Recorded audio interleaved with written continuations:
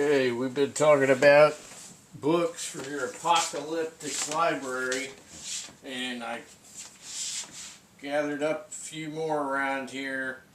I mean, I know I got more. I got some in boxes and stuff, several boxes of books, but these were just immediately on hand, so I gathered them up. We're going to talk about them a little bit. Slug of coffee.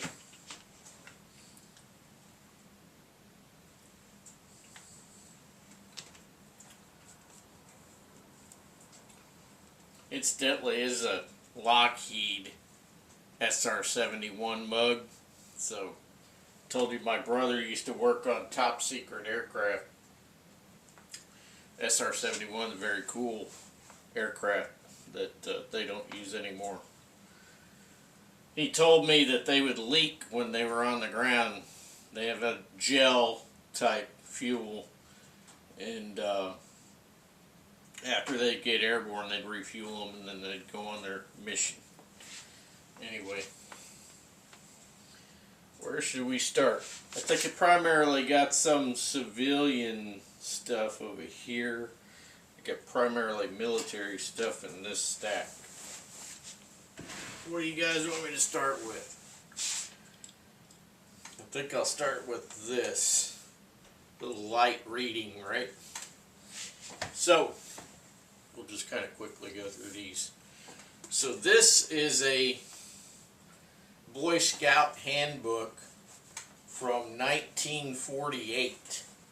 Okay, this has got the guy sitting around the fire, and you see like this American Indian chief, what looks kind of like a spirit in the background there. And anyway, this is a great book. So 1948. So back in these days, these were the good handbooks.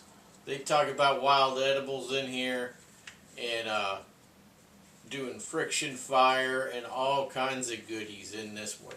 Alright, so these real early ones, those are the ones to be looking through. Alright, here's one I came upon. Came out of somebody's library who died, I guess. Finding Your Way in the Outdoors by Robert Moores, M-O-O-E-R-S Jr. So I picked it up. It's a land nav book, hardback. Couldn't let that go to waste, because you know those library book sales, they always throw books away at the end of the year. They don't just keep them around. It's ridiculous, throwing away knowledge. Anyway, that's the book, Finding Your Way in the Outdoors. Not a bad little book. This book is purely for enjoyment. Now we talk about the apocalyptic library. You know, we always have books with skills, learning skill sets in our apocalyptic libraries. But what we have to remember too is that we also need books for enjoyment, because you're not going to get a whole lot of enjoyment in an end of the world scenario, right? So you might as well take your mind off of the subject matter for a little while if you have that opportunity.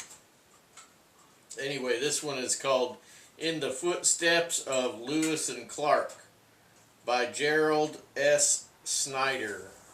Okay, pretty good little book. And I didn't read this book entirely, but I read little snippets of it here and there. But it looks to be this fellow decided to kind of just follow in the steps of Lewis and Clark by car, you know, and he talked about a whole lot of stuff along the way. This next one is from L.L.I.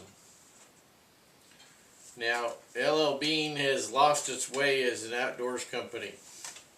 However, in the old olden days, they used to kind of have their act together somewhat, right?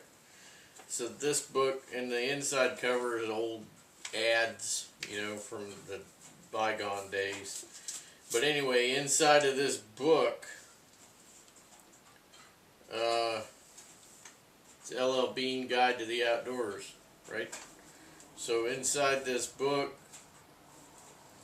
is all kinds of stuff from snowshoeing to camping, axes, hatchets, cooking outside, old school packs and cabin tents and all that good stuff, right?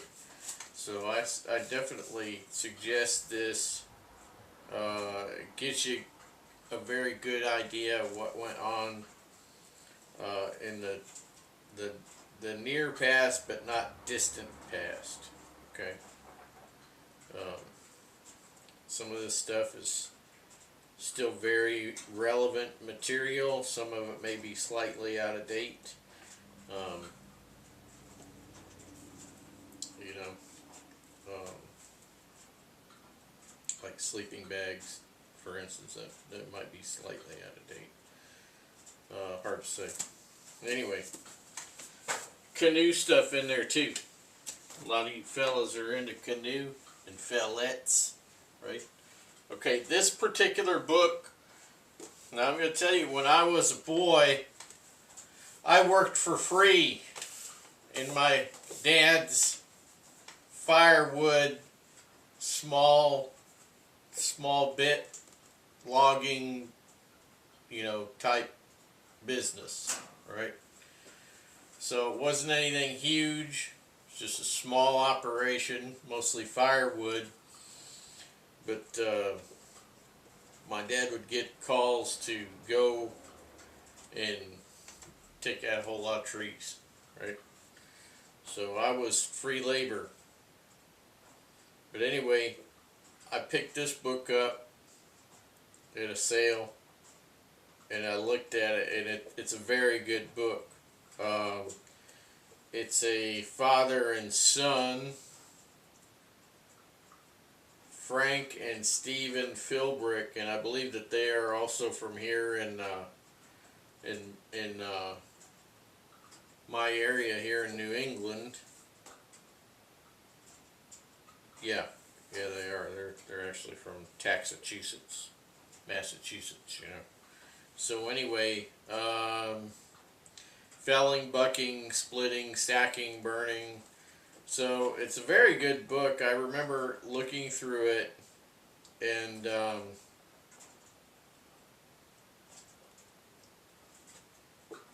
don't remember if I saw that in here. I saw something about BTUs on lumber, on types of wood when you burn it, but I don't remember if it was in this book.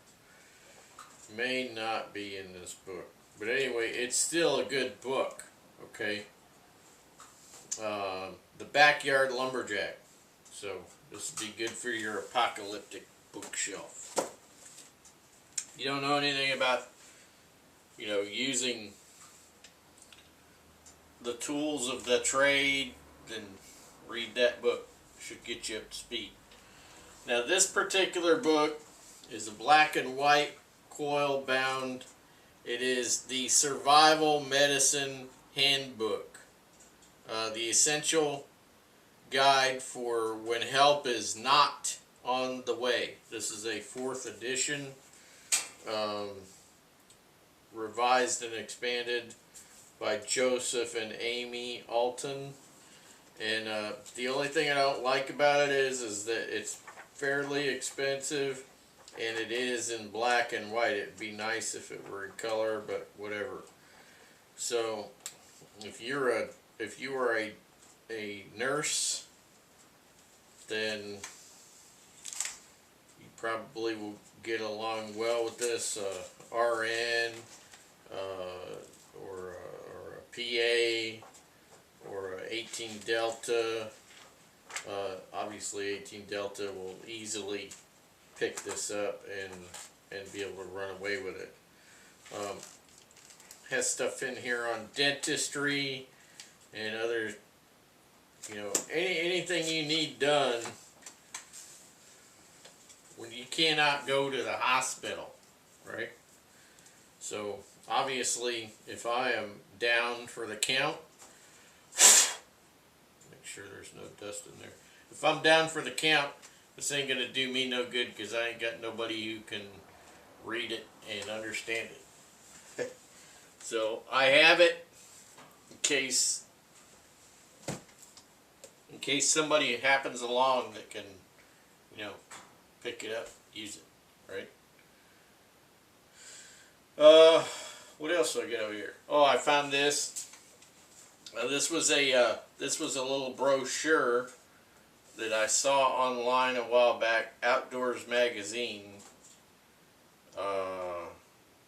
.com. So it's about the Skookum Bush Tool by Rod Garcia, right? So this is the knife that Rod Garcia made to Morse Kahansky's design. So I'm on this list. I've only heard from the guy like once. I would prefer to have just actually talked to him, but he's a very difficult person to talk to concerning the knife. I don't know what he does. He does not do this full time. This is something he does for whatever reason. But anyway, many people have lots of these. I do not have one of these, but I'd like to have one just because, in honor of Morse Kahansky, you know. So maybe one day I'll get notified. Hey, it's time for you to get your knife, and maybe he'll talk specs with me. He didn't ask me any specs when he emailed. He just said you're on the list. It's like 2-3 years ago, probably 3 years ago. It's been a little while. Probably die before I get it. I thought kind of the same way about the Beck knife, but anyway, I ended up getting the Beck knife. Alright, so I'm about out of time. So rather than try to shove any more into this video, I'm going to go ahead and end this video right here, and come back in another one. We'll go through this other stack of books here. I think this is the 7th. I'm pretty sure this is the 7th apocalyptic bookshelf video, or books, whatever.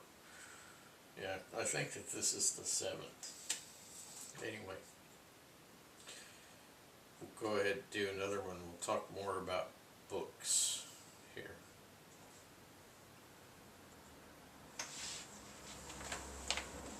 So I will see you there. Better take this with me, huh? Yeah. I'll see you there.